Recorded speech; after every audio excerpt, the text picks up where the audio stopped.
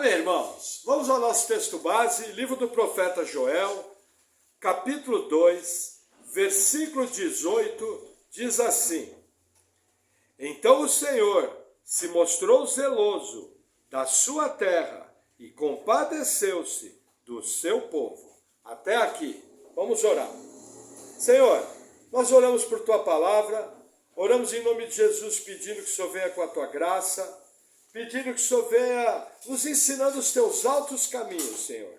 No nome de Jesus, amém. Amém, irmãos? Veja, recapitulando, na última palavra nós vimos o quê? Deus chamando o povo ao arrependimento, chamando o povo ao jejum, e de repente, no meio da narrativa, o profeta Joel muda. E ele começa a falar da bondade de Deus, das bênçãos de Deus e da resposta de Deus à atitude do povo. Veja, lembra quando no Antigo Testamento fala: se o meu povo, que se chama pelo meu nome, se humilhar. Então, assim, existe algo na questão de nos humilharmos diante de Deus, de haver arrependimento, de rasgarmos o nosso coração. E aí, no versículo 18, olha que interessante, vou reler. Então o Senhor se mostrou zeloso da sua terra e compadeceu-se do seu povo. E o Senhor, respondendo, disse ao seu povo: Eis que vos envio o trigo e o mosto e o azeite, e deles serei fartos, e vos não entregarei mais ao opróbrio entre os gentios. O que Deus está falando aqui? Da sua bondade, do seu zelo e da sua restauração.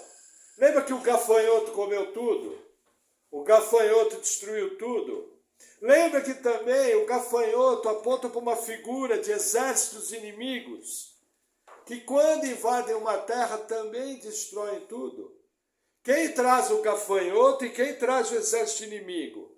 Deus. O povo se arrependeu, se incorporou na aliança de novo. Deus prontamente cumpre as bênçãos. Então a bondade de Deus, o zelo, a restituição, é num palito. O que Deus está querendo mostrar? Gente, andem na minha aliança, andem debaixo do meu cuidado, que eu sou Deus zeloso, eu cuido de vocês. E aí a narrativa vai continuar, versículo 20, de Joel 2. Mas removerei para longe de vós o exército do norte, e lançá-lo-ei de uma terra seca e deserta, a sua frente para o mar oriental, e a sua retaguarda para o mar ocidental, e subirá o seu mau cheiro, e subirá a sua podridão, porque fez grandes coisas. Até aqui, mais uma promessa de Deus. Mesmo Deus que traz o gafanhoto, manda embora para o deserto. O mesmo Deus que traz o exército inimigo, manda embora. Alguns intérpretes aqui, nós vamos estudar isso, acham que quando o rei assírio, general assírio Senaqueribe, cercou Jerusalém, nos dias do profeta Ezequias, a Bíblia conta que 185 mil homens foram mortos numa noite pelo anjo do Senhor. Muitos veem o cumprimento dessa profecia. Mas o que eu tenho que lembrar da linguagem profética? O profeta, ele vê o todo. E eu posso ter profecia se cumprindo, eu vou vendo várias vezes Deus agir com aquela palavra de proteção, de guardar, de uma maneira genérica. Então o que Deus está fazendo aqui? Eu guardo vocês. Agora olha a cena, o mau cheiro dos corpos subindo. Imagina 185 mil homens mortos em uma noite. E o exército assírio fugiu em pânico. Vamos usar essa cena. Em 3 dias, como é que estava o arraial dos assírios? Em uma semana, se batesse um vento em direção a Jerusalém, será que ia cheirar mal? Deus está querendo trazer uma cena aqui, falando: olha, os inimigos do povo eu destruo. A vitória que vocês têm, eu faço. E reduzo a pó o intento do inimigo. Amém? Vamos avançar, versículo 21. Não temas, ó terra, regozija-te e alegra, porque o Senhor fez grandes coisas.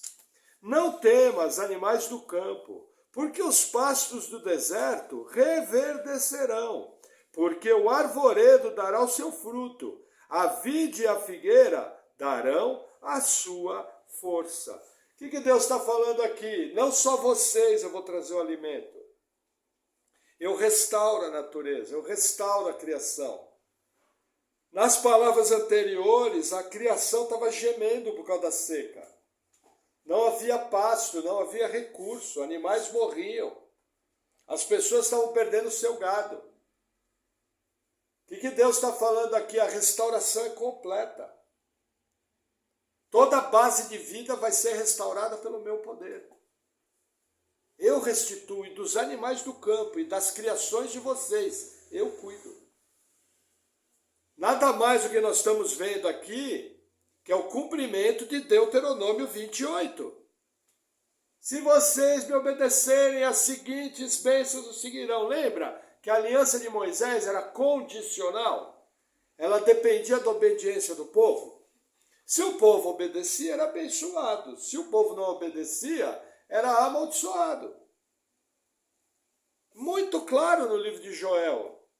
E isso vai se arrastar até a nova aliança, onde nós, os cristãos, por causa da obra de Jesus, não ficamos mais debaixo do jugo da lei.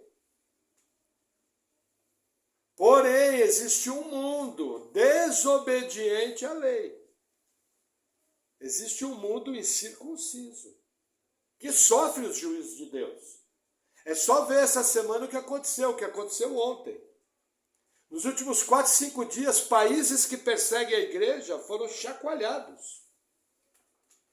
Com raiz e tudo. Entendeu? Então, quando você olha os fatos, você vê um Deus que age, tanto na bondade, no livramento, como no juízo. Amém? Vamos seguir. Versículo 23. E vós, filhos de Sião, regozijai-vos e alegrai-vos no Senhor vosso Deus, porque Ele vos dará em justa medida a chuva temporã, fará descer a chuva do primeiro mês, a temporã e a seródia, e as eiras se encherão de trigo, e os lagares transbordarão de mosto e de azeite. Até aqui. O que está falando? Na agricultura tinha que ter a chuva de primavera e a chuva de outono. É a chuva temporã e a chuva seródia. Por quê? Por exemplo, no Egito, o rio Nilo servia para irrigação. Israel não tinha um sistema de irrigação na época. Hoje tem, por causa da modernidade. Mas na época não tinha. Do que Israel dependia? De Deus mandar a chuva da primavera e Deus mandar a chuva do outono. Para que a vegetação pudesse brotar. O que Deus está falando aqui? Aquela provisão que faltou, eu vou trazer. Existem textos da Bíblia que Deus fala, sou eu que fecho o céu. E aí a chuva não vem, o povo passa fome. As secas, é Deus que ordena. As enchentes, é Deus que ordena. A natureza organizada, é Deus que ordena. Nossa, pastor, nosso mundo está desorganizado o clima. Sim, é a trombeta de Deus tocando, chamando o povo ao arrependimento. Falando, creiam em Cristo, se arrependam dos seus pecados e se voltem para mim. O que a gente está vendo à nossa volta nada mais é do que trombeta tocando. Não como a trombeta do Apocalipse, aquela é bem específica. Muito nítida, mas o que acontece lá, veja, na natureza, na vegetação, na água potável, no mar. Então eu posso trazer isso para as coisas que acontecem. Trombeta é aviso. Porque tem gente que acha que a trombeta só vai tocar no futuro. Mas me parece que a melhor interpretação é você ver a trombeta de aviso de Deus tocando, até que isso acelera num ponto que eu chego no auge desse toque de trombeta, que que são as trombetas do Apocalipse. Me parece a melhor leitura. Porque trombeta é para chamar o povo ao arrependimento. Amém? Vamos lá, mais um pouquinho. Versículo 25. E restituir-vos-ei dos anos que comeu o gafanhoto, a locusta, e o pulgão, e a lagarta, e o meu grande exército que enviei contra vós. E comereis abundantemente, vos fartareis, e louvareis o nome do Senhor vosso Deus, que procedeu para convosco maravilhosamente, e o meu povo nunca mais será envergonhado. O que nós estamos vendo aqui? Restituição total e bênçãos. Alguns até acham que isso aqui já é indício do que Deus vai fazer com o povo de Israel no milênio, quando fala que nunca mais será envergonhado. Pode ser? Pode, mas eu acho que não é ainda a melhor interpretação. Eu acho que isso aqui é uma figura de linguagem, mostrando que Deus vai guardar. Deus está restituindo as bênçãos. E no 27 ele continua: e vós sabereis que eu estou no meio de Israel, e que eu sou o Senhor vosso Deus, e que não há outro, e o meu povo nunca mais será envergonhado. Olha que interessante. Reforçando, segunda vez, no mesmo parágrafo. Quando Deus repete algo, é para chamar a atenção. Por isso que tem intérpretes que acham que até aponta para o milênio. Eu também não vejo problema com isso. Mas o que Deus está falando? Eu sou o Deus de vocês. Eu cuido de vocês. Eu zelo. E quando eu coloco minha mão sobre vocês, vocês nunca mais vão ser envergonhados. Assim funciona até hoje. Deus é o Deus que cuida do seu povo. Essa é a natureza dele. Tanto na antiga aliança, como na nova aliança e como na eternidade futura. É assim que Deus faz. Amém? Vamos ao 28. E há de ser que, depois, derramarei o meu espírito sobre toda a carne, e os vossos filhos e as vossas filhas profetizarão, e os vossos velhos terão sonhos, os vossos jovens terão visões. Até aqui. Veja, aqui ele começa a falar da parte espiritual e fala de uma profecia futura. Derramarei o meu espírito sobre toda a carne. No Pentateuco, Josué foi falar para Moisés: olha, tem gente profetizando. O que Moisés responde para Josué? Fala: olha, quem dera todo o povo fosse profeta. Porque no Antigo Testamento o Espírito Santo era temporário. E no Antigo Testamento Deus podia retirar o Espírito Santo. Aqui é uma profecia ligada à nova aliança do livro de Jeremias. Aqui tem a ver com a nossa vida. Como que eu sei disso? Vamos abrir livro dos Atos dos Apóstolos, capítulo 2.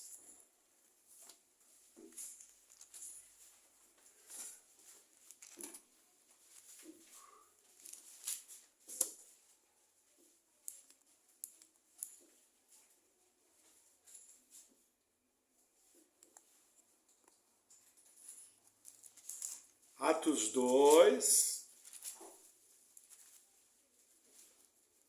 versículo 1, diz assim: e cumprido-se o dia de Pentecostes, estavam todos concordantemente no mesmo lugar, e de repente veio do céu um som, como de um vento veemente e impetuoso, e encheu toda a casa em que estavam assentados, e foram vistas por eles línguas repartidas, como que de fogo, as quais pousaram sobre cada um deles. E todos foram cheios do Espírito Santo, e começaram a falar noutras línguas, conforme o Espírito lhes concedia que falassem. E em Jerusalém estavam habitando judeus, homens religiosos de todas as nações que estão debaixo do céu, E quando aquele som correu, ajuntou-se uma multidão, e estava confusa, porque cada um os ouvia falar na sua própria língua. E todos pasmavam e se maravilhavam, dizendo uns aos outros: pois que? Não são galileus todos esses homens que estão falando? Como, pois, os ouvimos cada um na nossa própria língua, em que somos nascidos? Até aqui. Veja, Jesus tinha ascendido aos céus, deu a seguinte orientação: vocês vão para Jerusalém até que do céu vocês vão ser revestidos de poder. E sereis minhas testemunhas. Jesus tinha dado a grande comissão. Jesus tinha falado: ir por todo mundo, pregar o evangelho a toda criatura, fazer discípulos batizando. Jesus também tinha falado: e os seguintes sinais seguirão aqueles que crerem. Em meu nome imporão mãos, e os doentes serão curados. Falarão novas línguas, pegarão e expulsarão demônios. Essas são as marcas da igreja do Senhor. E esse é parte do poder do Espírito Santo, que começa onde? No testemunho público. Aí como a gente sabe que foi a profecia de Joel que cumpriu aqui? Olha que interessante, versículo 17. Diz assim, 16, Pedro falando: mas isto é o que foi dito pelo profeta Joel.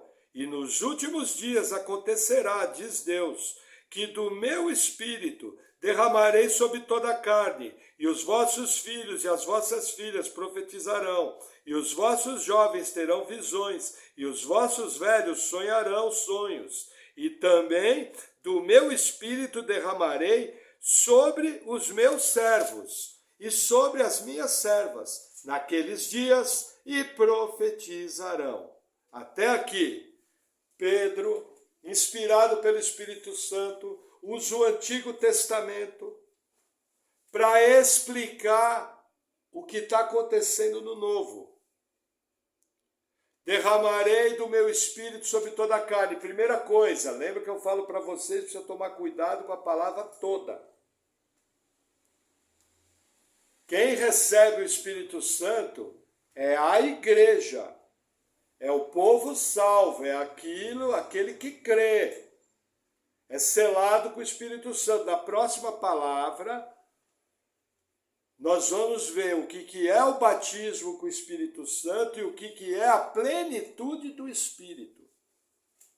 Porque a mesma Bíblia que fala que Deus batiza com o Espírito Santo, é a mesma Bíblia que ordena: enchei-vos do Espírito. E veja que interessante, tem 7 textos falando sobre batismo com o Espírito Santo na Bíblia. Um deles é esse de Atos. 5 deles estão nos evangelhos. João Batista falando: eis que vem aquele que vos batizará com o Espírito Santo e com fogo. O que é batizar com o Espírito Santo? É o Espírito Santo vir habitar no crente. E o que é batizar com fogo? É o fogo do juízo, lançando as pessoas do inferno. Ou é salvação, ou é inferno. Pastor, e as línguas de fogo? Quem já ouviu falar isso? E as línguas de fogo? Quem já ouviu? Precisa ler com mais atenção. Não existem línguas de fogo. É uma descrição. Existem línguas como de fogo. Quando Lucas ouviu a narrativa ele foi cauteloso, ele escreveu como de fogo. O que parece aqui mais? Que era um tipo de uma luz, um tipo de uma iluminação. Mas não fala que era fogo sobre a cabeça deles. Por que isso é importante? Veja, no meio pentecostal existe um erro interpretativo que tudo que é fogo na Bíblia eles querem dizer que é batismo com o Espírito Santo. E, em geral, a Bíblia, fogo é juízo. Ou é purificação. Entendeu? Agora, batismo com o Espírito Santo é só para salvos. Mas eu vou mostrar na próxima palavra, na continuação do texto de Joel, que existe uma coisa, que é você ser batizado com o Espírito Santo quando você crê, e existe a plenitude do Espírito, que é o que é ser cheio do Espírito Santo. São coisas completamente diferentes. É que nem a questão de falar em línguas. As línguas que aparecem aqui, muito claramente, elas eram línguas natais. O pessoal estava ouvindo na língua natal deles. Mais à frente, as línguas provenientes do dom do Espírito Santo, que é a plenitude do Espírito, elas já exigem interpretação no culto, já é um elemento a mais. O livro de Atos dos Apóstolos é um livro de transição. A Bíblia está passando do Antigo Testamento para o Novo. Por exemplo, os discípulos creram antes do batismo com o Espírito Santo? Sim. Só que Jesus precisou ascender para daí o Espírito Santo vir morar neles. Aí nós vamos ver mais à frente. Os samaritanos também creram. Só que aí passou alguns dias. Pedro e João oraram e receberam o Espírito Santo. No capítulo 10, Cornélio e sua casa, a coisa já foi diferente. Eles creram e imediatamente foram batizados com o Espírito Santo, mostrando que a experiência de batismo com o Espírito Santo acontece na conversão. Por que isso é importante? Porque existem igrejas que querem falar de uma segunda bênção. E querem chamar essa segunda bênção de batismo com o Espírito Santo. Mas não é isso que a Bíblia está falando. Isso aí é plenitude do Espírito, é ser cheio do Espírito Santo. Qual que é o problema dessa visão? Nós não podemos esquecer que o Espírito Santo é uma pessoa. Os ensinos que nós temos por aí do Espírito Santo, parece que o Espírito Santo é um vento, parece que o Espírito Santo é um líquido, do qual eu encho o meu litro de Espírito Santo. Você vê determinados ensinos, não parece que o Espírito Santo é uma pessoa. Parece que o Espírito Santo é um poder, é uma força, é um líquido. E é como se eu abrisse aqui a barriga e enchesse do Espírito Santo. Qual é o problema disso? Isso, além de não ser bíblico, é uma experiência sobrenatural perigosa. Porque o Espírito Santo é uma pessoa. O que acontece? Quando eu sou batizado no Espírito Santo, o Espírito Santo passa, que é uma pessoa, é o próprio Deus, passa a ser um só com o meu espírito. E aí eu passo a ser controlado pela mente do Espírito Santo. Entenderam a diferença? Os ensinos por aí parece que eu controlo o Espírito Santo.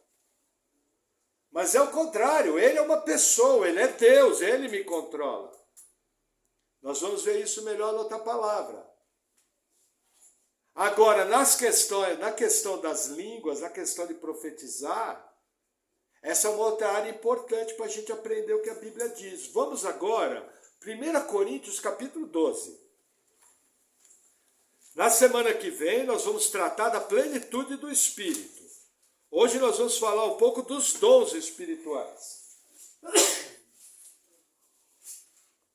1 Coríntios 12, versículo 1 diz assim: acerca dos dons espirituais, não quero, irmãos, que sejais ignorantes. Vou fazer uma pausa aqui. Veja, no capítulo 1 de 1 Coríntios, e segure 1 Coríntios 12 que nós vamos ficar aí. No capítulo 1 de 1 Coríntios, Paulo fala, não vos falta nenhum dom. Isso quer dizer que a igreja de Coríntios sabia dos dons. A igreja de Coríntios experimentou a plenitude do Espírito. Por que eles eram ignorantes? Eles estavam errando no funcionamento e no fluir dos dons. O não sejais ignorantes aqui é o seguinte: Paulo vai orientar o que são os dons e qual que tem que ser o funcionamento deles na igreja. Se Paulo fez isso para Corinto, Isso que está escrito aqui serve para nós, como normativa. É um texto que dá as normas para o uso dos dons do Espírito Santo, os carismas. E aí o que ele fala? Versículo 8. Versículo 7. Mas a manifestação do Espírito é dada a cada um para o que for útil. Primeiro ponto dos dons do Espírito Santo. Tem que ser útil para a igreja.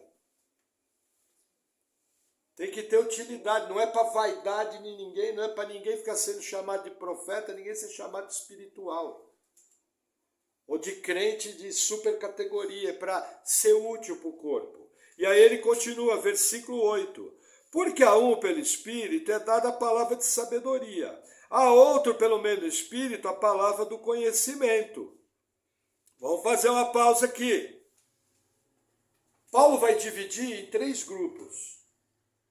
As listas de dons são variadas. Aqui ele vai falar de 9 dons. E mais à frente ele adiciona mais alguns. Mostrando que as mais variadas formas do dom do Espírito Santo. E aí ele começa com a palavra de sabedoria. O que é importante entender aqui? Palavra de sabedoria não é sabedoria bíblica. Sabedoria bíblica é dom de mestre, que está lá em Efésios. Palavra de sabedoria é uma partícula da sabedoria de Deus, que Deus compartilha com os seus servos para uma situação específica. Vou dar um exemplo. José no Egito. José primeiro tem uma palavra de conhecimento, que é Deus revelando o sonho de Faraó. Aí, ao ter a palavra de conhecimento, ele tem uma palavra de sabedoria, ele dá estratégia de ação para Faraó. Por quê? Porque palavra do conhecimento também não é conhecimento bíblico. Palavra de conhecimento é um conhecimento que só Deus tem, que de maneira sobrenatural é revelado aos seus servos para um propósito. Por exemplo, Esdras tinha que viajar e levar um caminhão de dinheiro de volta para Jerusalém. Aí foi revelado a eles o problema dos bandidos e dos salteadores, palavra de conhecimento. Aí ele teve uma palavra de sabedoria, dividiu tudo em pequenas parcelas, em vários grupos, e todo o material chegou bem. Por exemplo, Paulo, na sua obra missionária, foi revelado a ele que os macedônios precisavam ser evangelizados, numa visão noturna. Palavra de conhecimento. Paulo nem estava pensando em ir para a Macedônia. Paulo estava querendo entrar em outra região. E o Espírito Santo começou a impedir.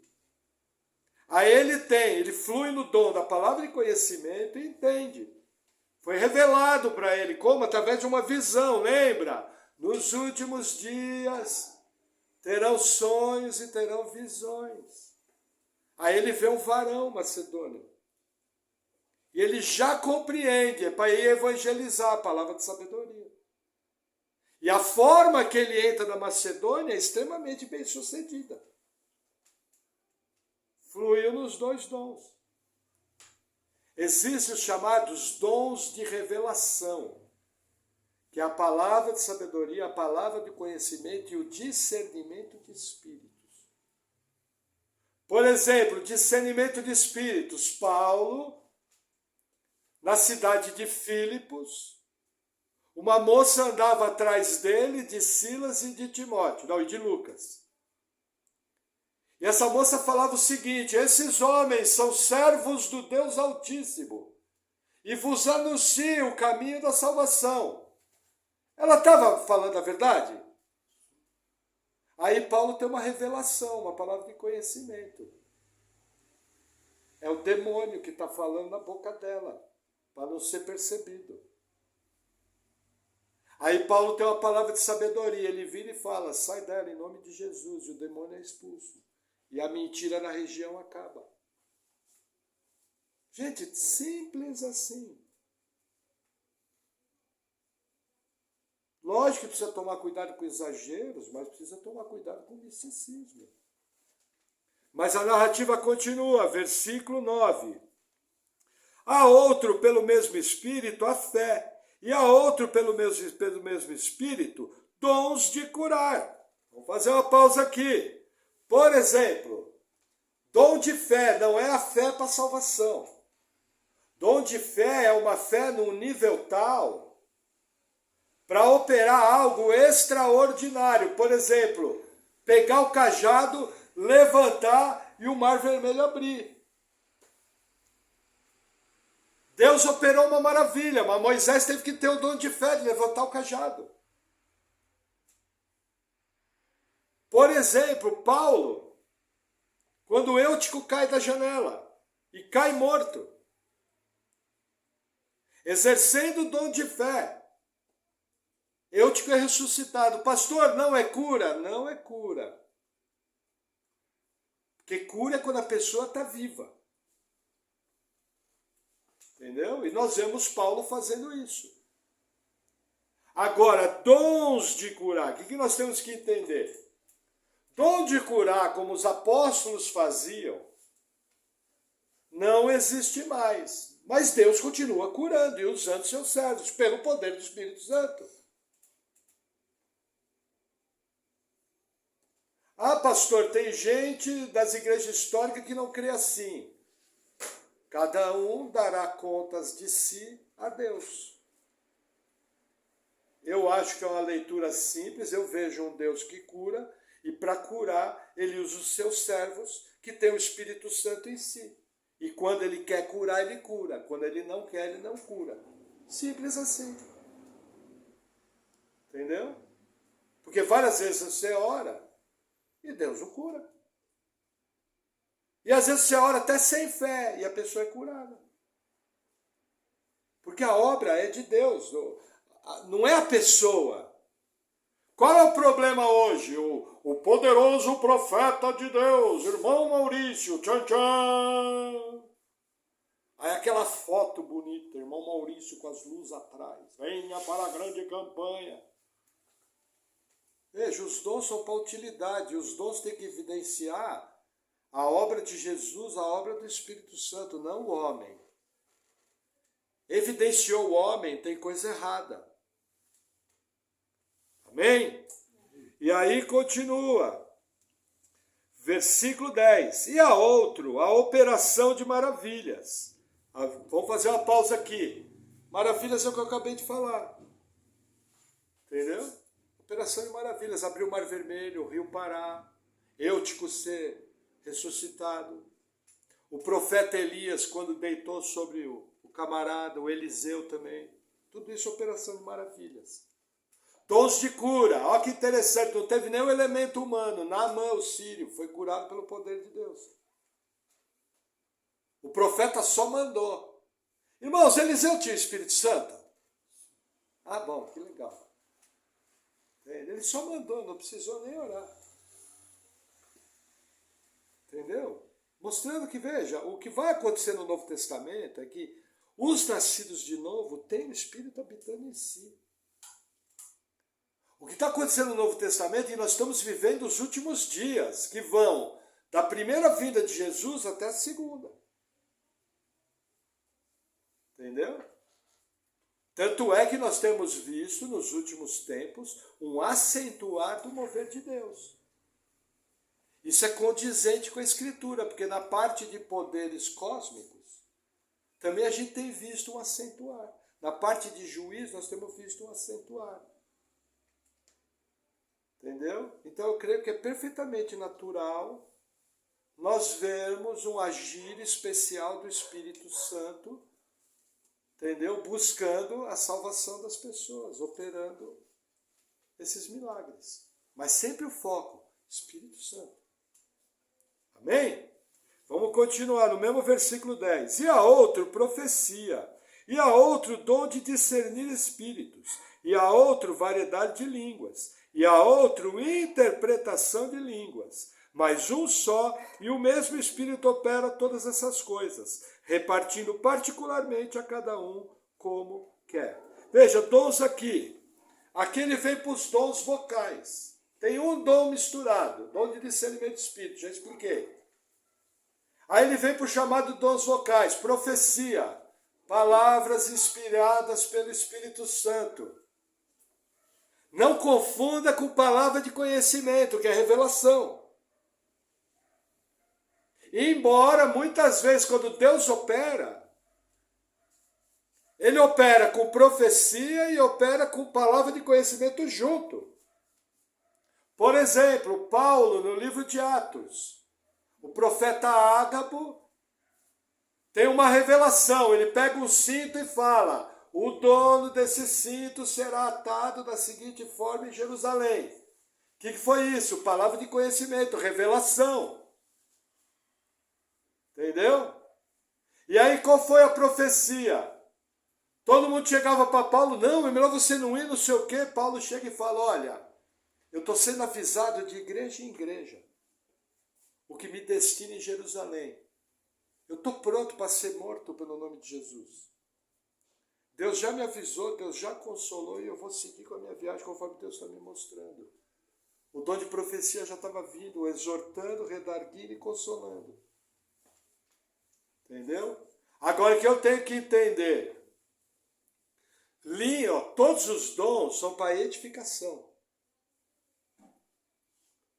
Profecia e línguas com interpretação é para edificação do corpo. Línguas é para edificação do crente. Quer ver que interessante como são diferentes? Vamos lá, 1 Coríntios 14, versículo 1. Hoje nós vamos passar um pouquinho do horário.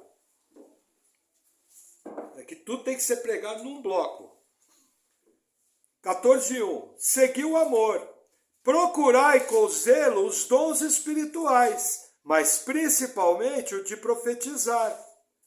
Porque o que fala em línguas desconhecidas não fala em homens, senão a Deus, porque ninguém o entende.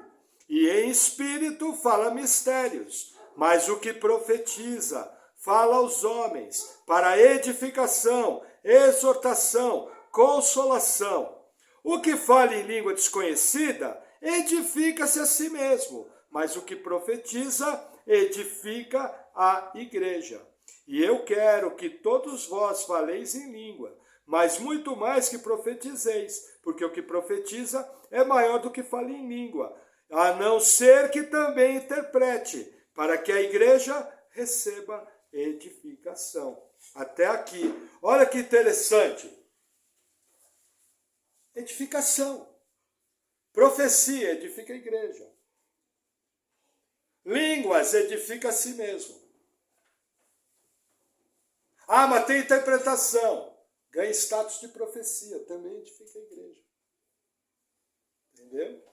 E aí Paulo vai explicar o porquê das diferenças. Olha o que o 6 fala.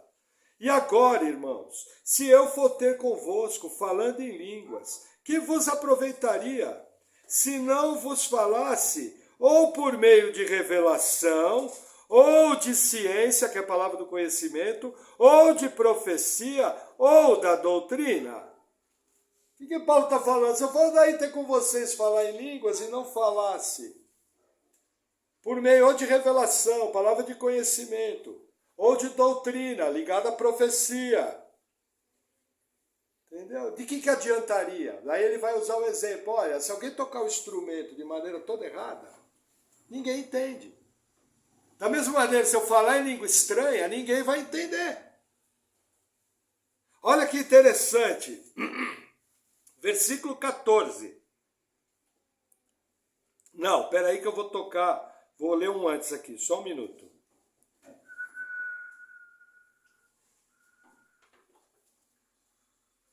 Tá, não, tem que ser o 14 mesmo, o 13, ó. Por isso, o que fala em língua desconhecida, ore para que possa interpretar. Porque se eu orar em língua desconhecida, o meu espírito ora bem, mas o meu entendimento fica sem fruto. Que farei? Pois orarei com o espírito, mas também orarei com entendimento. Cantarei com o espírito, mas também cantarei com entendimento. O que Paulo está falando? Que quando ele estava orando em línguas, a mente dele estava infrutífera. Porque ele não sabe o sentido da língua. Mas em mistérios ele está falando com Deus. E o que ele está falando? Está edificando a si mesmo. Como funciona essa edificação, nós não sabemos. Mas sabemos que o que fala em língua desconhecida edifica a si mesmo. Ponto final. Agora olha que interessante, versículo 18. Dou graças ao meu Deus, porque falo mais línguas do que vós todos. Todavia eu, antes quero falar da igreja 5 palavras da minha própria inteligência, para que possa também instruir os outros, do que 10.000 palavras em língua desconhecida. O que Paulo está falando? Olha, eu falo em línguas mais do que vocês. Eu dou graças por isso. Mas eu prefiro, quando eu estou com vocês, em vez de falar em língua, falar 5 palavras com entendimento, para que haja edificação da igreja. Qual que é o erro pentecostal hoje? E aí gera uma coisa, gente, o maior respeito com as igrejas pentecostais. Existem igrejas pentecostais sérias, com gente salva lá. Mas infelizmente às vezes existe gente séria que está equivocada. E a gente discute isso como irmãos, sem diminuir ninguém, sem mandar ninguém para o inferno. Entendeu? Só estou dando uma visão um pouco diferente. O que fazem por aí nas igrejas gera uma coisa chamada caos pentecostal. Entendeu? Lembra que Paulo fala o que fala pelo Espírito de Deus? Existem 3 tipos de espírito. O Espírito de Deus, que é Deus, o Espírito Santo. O Espírito humano, que é contaminado pelo pecado, mesmo depois de salvo. Aí o Espírito Santo vem, faz um só com ele, limpa a casa. E o Espírito maligno. Entendeu? O que acontece hoje em dia? Tem espírito maligno falando dentro da igreja, falsificando dons. Por não seguir as diretrizes. Isso está ligado à palavra da semana que vem, que vai explicar tudo isso, a plenitude do Espírito. Entendeu? O maior erro das igrejas pentecostais é que não pode orar em língua alto sem interpretação. Se alguém na nossa reunião tiver uma expressão em línguas, ele vai orar baixinho para ele mesmo. E em mistérios vai falar com Deus e vai ser edificado. Se ele falar alto, sem interpretação, gentilmente ele vai ser corrigido. Sem acontecer a Segunda Guerra Mundial, a terceira. Simplesmente falar para a pessoa, falar, irmãos, manifestação em línguas, em voz alta, só com interpretação. Então, por favor, ore para si mesmo. E continua pregando a palavra, continua fazendo tudo. Depois do culto, conversa um pouco melhor e acabou. Nossa, ele errou. Lógico que errou. Está aprendendo a lidar. Era ignorante. Agora está sendo ensinado. Erros podem acontecer. Entendeu? Pode acontecer, mas é importante isso, você não pode permitir. Vamos avançar um pouquinho mais, versículo 23. Se, pois, toda a igreja se congregar no lugar e todos falarem em línguas e entrarem em doutos ou infiéis, não dirão porventura que estáis loucos? O que Paulo está falando? Vamos usar o seguinte, veja. Vamos usar os idiomas modernos. Entra aqui, um está falando em alemão, outro está falando em espanhol, outro está falando em russo, outro está falando em iugoslavo, outro está falando em nigeriano. Aí a turma entra aqui na igreja. O que vai falar? Nossa, esses caras são loucos. Não é isso? Já pensou se entrar aqui na igreja, cada um está falando uma língua? É o que Paulo está falando aqui. Mas ele continua, versículo 24. Mas se todos profetizarem, e algum indouto ou infiel entrar, de todos é convencido, e de todos é julgado. E, portanto, os segredos do seu coração ficam manifestos, E assim, lançando-se sobre o seu rosto, adorará a Deus, publicando que Deus está verdadeiramente entre vós. Aqui é um outro texto, onde a profecia está funcionando junto com a palavra de conhecimento. A pessoa entra na igreja, está sendo dada uma profecia. A igreja está sendo edificada. Só que aquele infiel entra, Deus revela algo sobre ele. E os segredos do coração dele são revelados. Coisas que não havia como saber, só Deus sabia. Entendeu? Eu já vi acontecer. Entendeu? Falo isso com o maior temor, com maior cautela. Porque eu creio que os dons continuaram, mas olho isso com o maior cuidado. Mas tenho maior tranquilidade nisso aqui. Um dia pode acontecer de uma pessoa estar no nosso meio e os segredos do coração dela serem revelados pelo poder do Espírito Santo. Entendeu? E essa pessoa, já teve gente que foi salva por causa disso. Hoje em dia, antes do avivamento pentecostal de 1916, que trouxe coisas boas, mas trouxe muito problema. Vários pastores históricos estavam nos seus cultos, e o Espírito Santo revelou. Já vi pastor Batista, está escrito no livro do cara, olha, Deus falou para mim que tinha uma pessoa sentada na igreja armado que ia na família matar todo mundo. E ele fez a pessoa parar aqui, porque Deus queria agir, e o cara quando falou, pronto, o cara se debulhou. Entendeu? Agora, isso é extraordinário.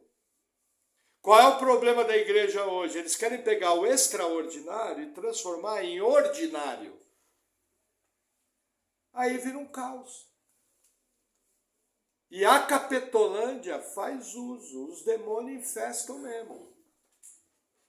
Por isso que você não pode ser ignorante. Por isso que quando tem profecia, tem língua com interpretação, tem que ser julgado. Porque se eu não entendo o que o cara está falando, como é que eu vou usar o dom de discernimento de espíritos? O cara está falando maionese em polonês.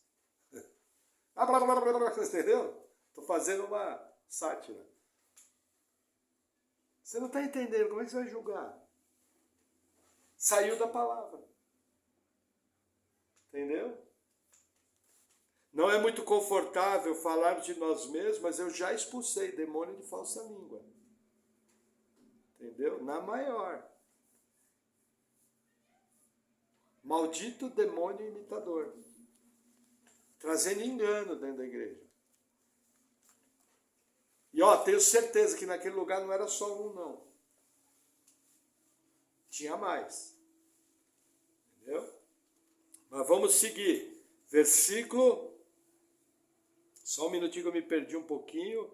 26. Que farei, pois, irmãos? Quando vos ajuntais, cada um de vós tem salmo, tem doutrina, tem revelação, tem língua, tem interpretação. Faça-se tudo para edificação. Se alguém falar em língua desconhecida, faça-se isso por 2, ou quando no máximo 3, ou sua vez, e haja um intérprete. Mas se não houver intérprete, esteja calado na igreja, e fale consigo mesmo e com Deus. E falem 2 ou 3 profetas, e os outros julguem. Mas se a outro que estiver aceitado for revelado alguma coisa, cale-se o primeiro. Porque todos podeis profetizar, um depois dos outros, para que todos aprendam e todos sejam consolados. Esse texto aqui é cabal. Entendeu? Pode profetizar? Pode profetizar. O que é profetizar? Palavras inspiradas pelo Espírito Santo.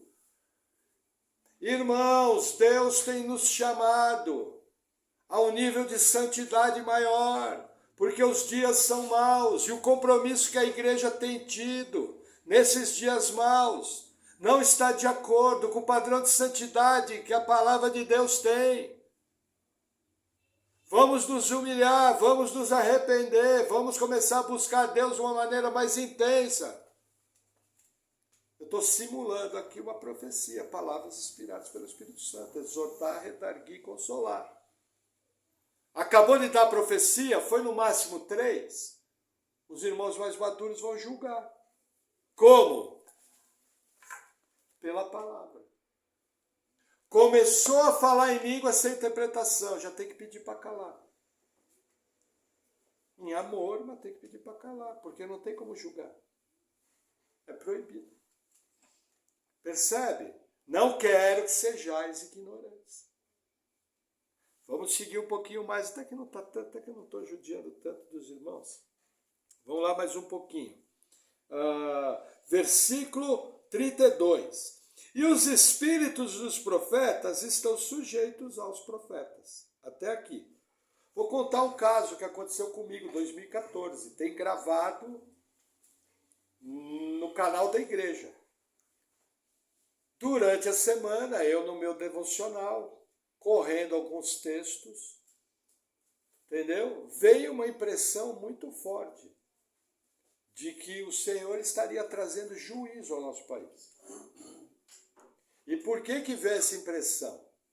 Porque aquele texto que eu lia, a prática do povo estava traindo o juízo de Deus.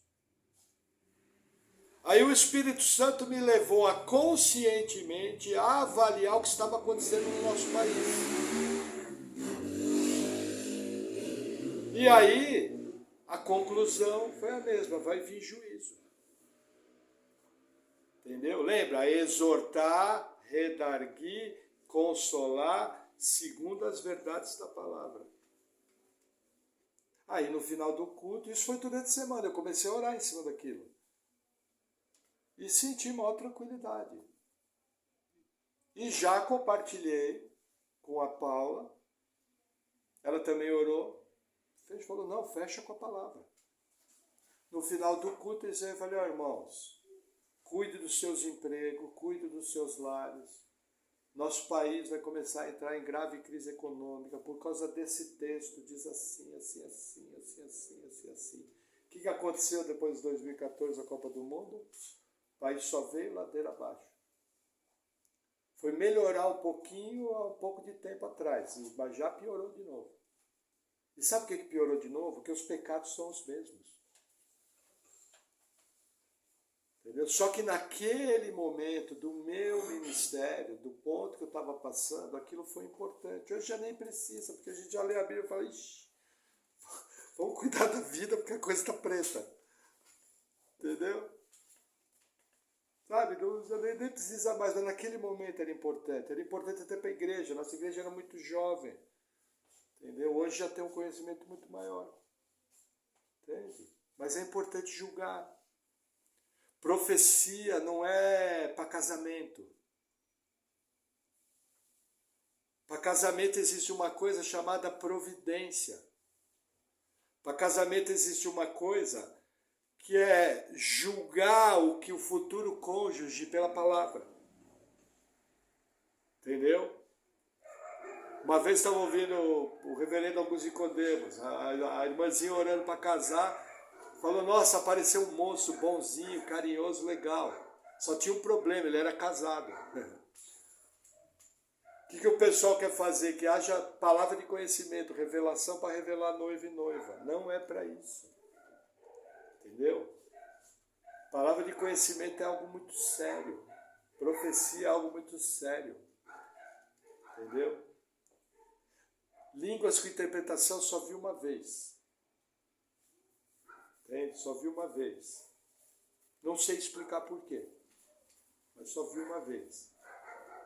Nítido e claro, e foi uma palavra para a igreja, foi com status de profecia. Na pinta. Entendeu? Só que tem coisa que às vezes a gente fala que é subjetivo. E quando é algo subjetivo é mais difícil de esclarecer, de exemplificar. Não é tão claro que nem Paulo agindo aqui, entendeu? Então tem que ser olhado com cautela.